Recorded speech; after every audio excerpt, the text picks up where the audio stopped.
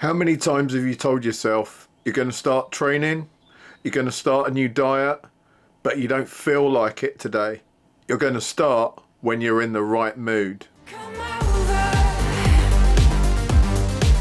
Don't fight how you really feel. Come closer to me. I hear this all the time from people.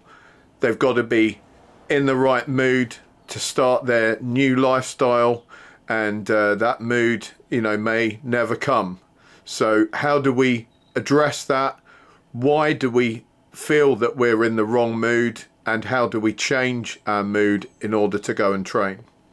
So I think most of us have experienced this, and it's not just training. There's a lot of things that we put off because we don't feel like it, we're not in the right mood, and we're going to wait for some magical mood change to happen, and then we're going to do that thing that we've been putting off, that's normally an unpleasant thing or a thing that requires significant effort or energy on our part.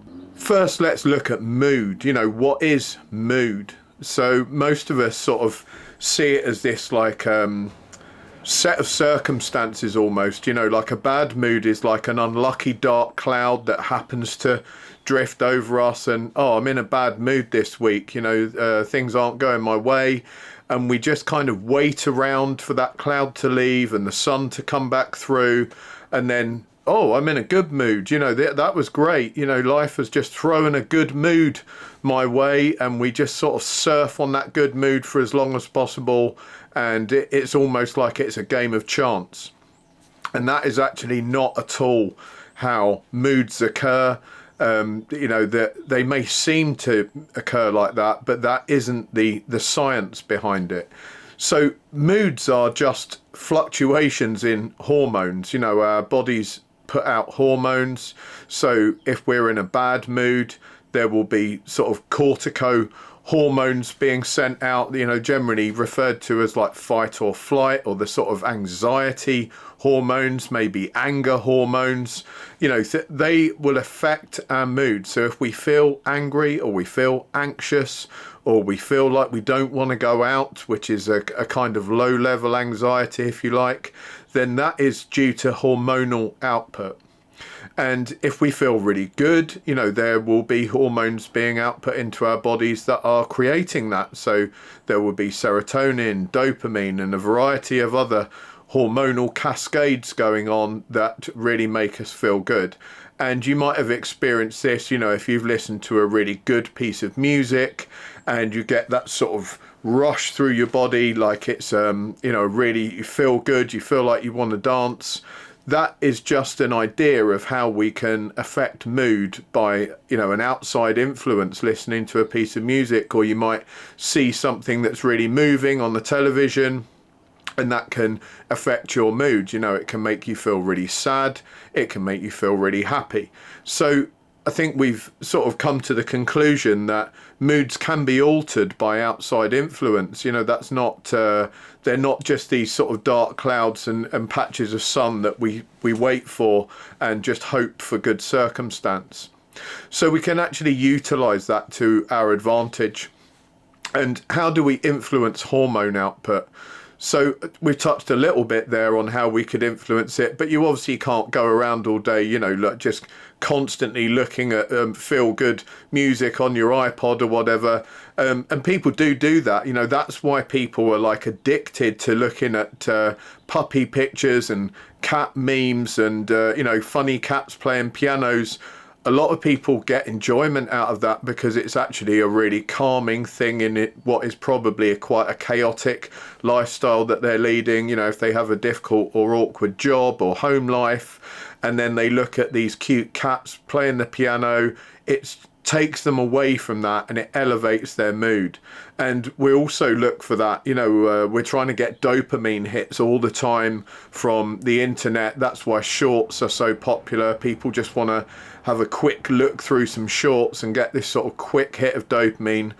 So how do we, create a long-term better mood, and how do we kind of hold off bad moods from affecting us? Well, as you would expect, it's stuff that actually takes effort and a bit of responsibility on your part and my part. So a lot of us put off training in the gym until we feel like it. The trouble is with that if you're sedentary and you're sat around at home and you're eating junk food, you're never going to feel like training.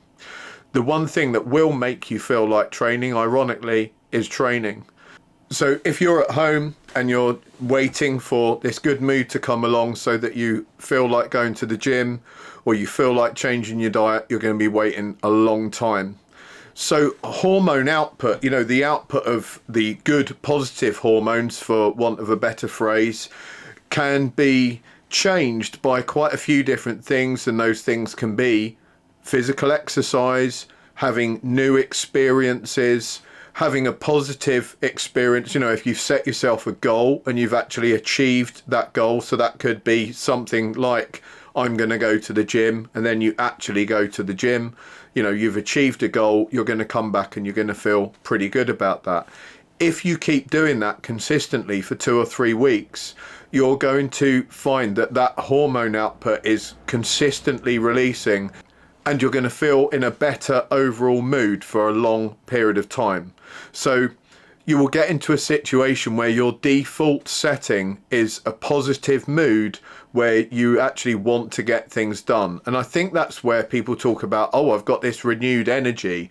They don't actually mean they're like buzzing with energy as if it's caffeinated, or they've got this sort of springing out of bed. What they mean is that they feel really positive about life.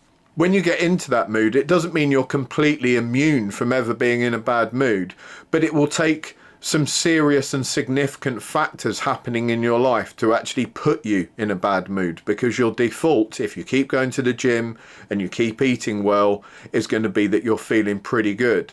So of course, if something awful happens in your life, you're still going to feel the effects of that, and that's going to influence your hormone output. But we want the default to be good, and most people's default these days in Western countries is bad, because they're not doing the healthy things. They're not eating a healthy diet, and they're not training. So their default setting is low mood, feeling rubbish, not wanting to go out, not wanting to socialize, lack of confidence, anxiety. All these different things are associated directly to how we're behaving. And that's where people get this idea, they say, oh, now you get into the habit of going to the gym. And that's true, you do get into the habit, but what they really mean by that, if they think about it, is that they've actually changed their hormonal output as the default setting. So now they want to go to the gym because they feel good. They feel like doing something. They feel like going out. They go to the gym. They know that makes them feel good in a long-term situation. And they get the gym done. They feel good about that afterwards because they set themselves a goal. I'm going to go and achieve this and that at the gym today. And then they get home, they feel great. That's where that feel good factor comes from. And that's where that getting into the habit of going to the gym comes from. It's important to set yourself goals.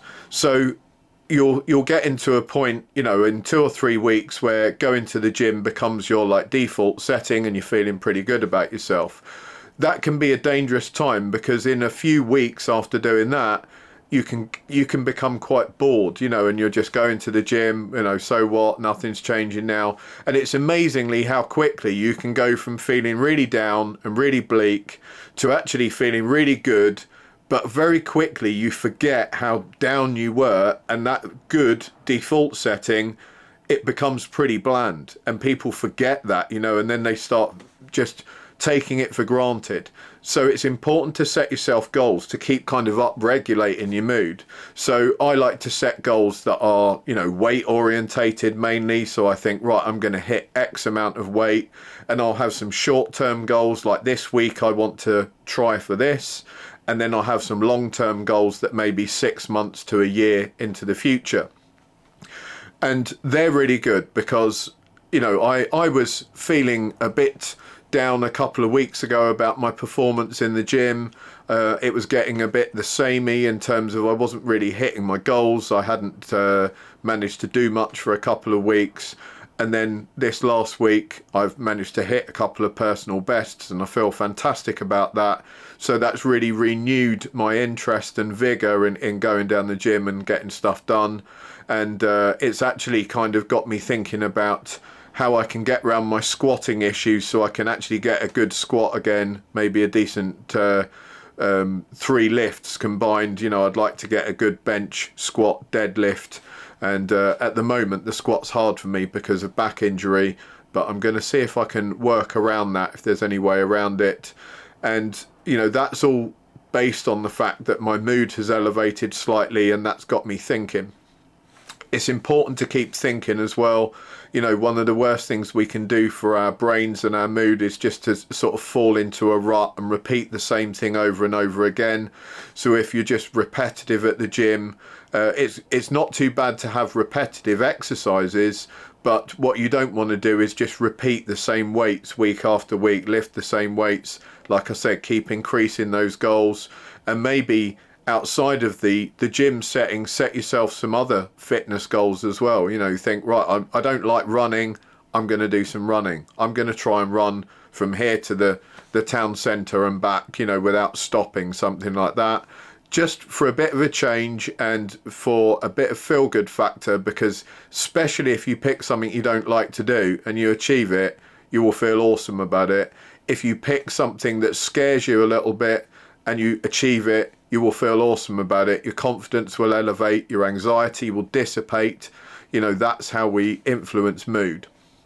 So get into the cycle of gym, diet, pick those first. Don't wait for your mood to choose those. It's never going to happen. This magical mood changing cloud isn't going to drift over and just sort of get you going to the gym. Just say to yourself, I'm going to the gym. Get it done. Go there. Get your training done and get your head down for the first 2 or 3 weeks. Half of that battle is understanding that you're fighting a battle for the first 2 or 3 weeks.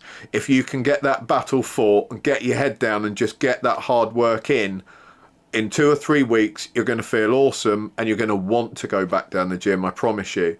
And the same with your diet. If you just get your head down, you're going to crave carbs like hell. You're going to want sugary rubbish. You're going to miss all those things because you're addicted hopelessly to them. But if you can bear that for a couple of weeks and then you get into the habit of eating the really good food, you're going to look forward to that good food. It's going to start tasting awesome. You know, I get up in the morning, I'm absolutely looking forward to having porridge in the morning, which a couple of years ago when I was eating junk all the time, I couldn't have imagined, you know, getting excited about eating some porridge. But I do now. Porridge with some raisins and a few bits and bobs sprinkled in it, I absolutely love. And I look forward to every meal now. You know, there's not a meal that I don't enjoy, and they're all not particularly exciting meals. And by the time cheat day comes around on a Friday, I'm absolutely over the moon with that. That tastes so amazing because I've depleted you know, that stuff out of my diet, and then on the day that I actually get to eat it, it's a real big treat, and my taste buds are rewarded because they haven't had anything like that all week. So if you're low in mood and you're depressed and you're feeling like, you know, life isn't great, I understand that, and it's going to be really difficult to break that cycle. And some people are medically depressed, you know, they may need extra help. But if you can, get yourself to a gym, forget about what other people say or think, just get yourself to a gym, get the exercise done, get that 3 weeks out of the way, and I promise you there are better things ahead if you can get that done. Thanks a lot, guys, and I hope you have a great week. I hope you're having a good Easter weekend, and I will talk to you all soon.